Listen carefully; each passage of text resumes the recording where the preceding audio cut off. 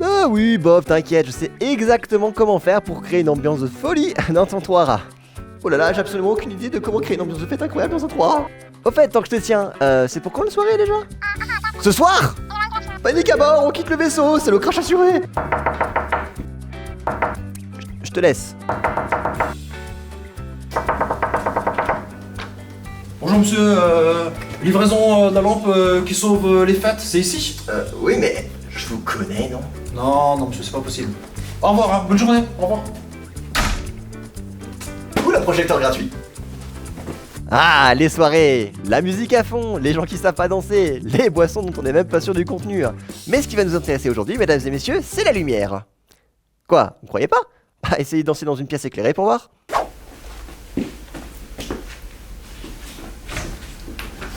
T'es viré. Encore? Vous en conviendrez, avoir un bon éclairage dans la pénombre est indispensable pour créer une ambiance festive. C'est pourquoi aujourd'hui nous allons nous pencher sur une solution simple et facile à transporter. Mesdames et messieurs, aujourd'hui nous allons braquer les lumières sur le projecteur coucher de soleil de Luminea. 16 millions de couleurs, lampe connectée et contrôlable via application et une rotation de 180 degrés. En tout cas, c'est ce que nous promet le petit projecteur. On va voir ça ensemble. On va déjà s'arrêter sur l'aspect du produit. Un projecteur avec une rotule orientable liée par une tige sur un socle en plastique. Il faudra lier le tout à l'alimentation. Alors vous noterez qu'il y a deux prises femelles. Donc pour relier les deux câbles, vous allez devoir utiliser le petit adaptateur mâle qui est fourni avec. Vous n'aurez qu'à relier les deux câbles en suivant les deux flèches et le montage de votre projecteur sera terminé.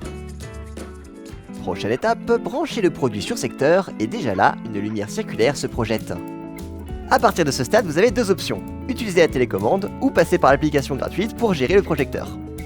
On va commencer par l'option dit manuel et passer par la télécommande pour contrôler l'appareil. En vrac, nous avons un bouton on pour allumer la lampe et un bouton off pour l'éteindre. Notez que pour chaque bouton, il faut bien les presser si vous voulez que la commande soit bien comprise. J'ai eu des petits moments comme ça où je pressais les boutons mais pas assez fort, du coup il se passait pas grand chose. Ensuite, nous avons plusieurs boutons de couleur allant de rouge à bleu en passant par le vert et leurs variantes. On a aussi les deux boutons blancs en haut à gauche qui permettent de régler l'intensité de la lumière, le bouton blanc avec un W correspondant à la lumière blanche. Restent 4 boutons gris, avec la lumière clignotante ici, la couleur favorite enregistrée là, un arrêt automatique au bout de 30 minutes, et une synchronisation avec la musique ambiante. Pour ce qui est de la musique, il y a un petit micro intégré à l'alimentation, ici au niveau des 4 petits trous.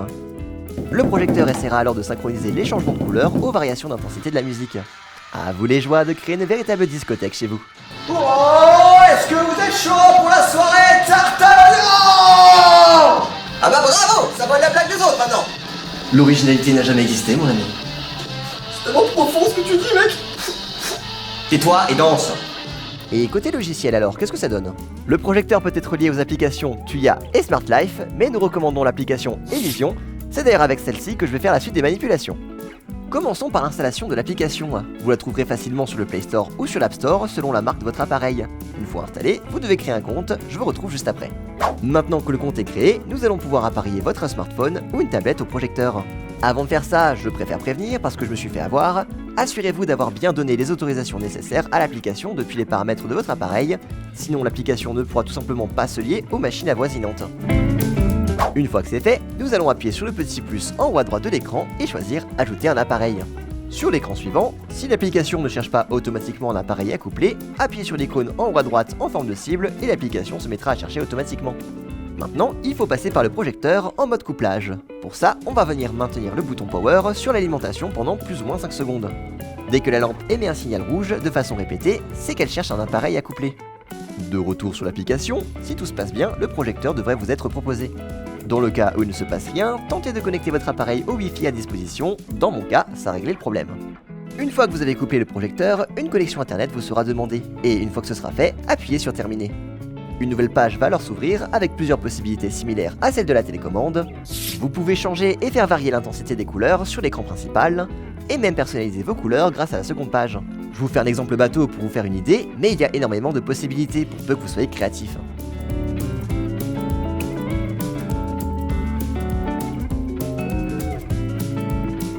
Qu'est-ce que l'artiste en toi a bien voulu exprimer? Je sais pas.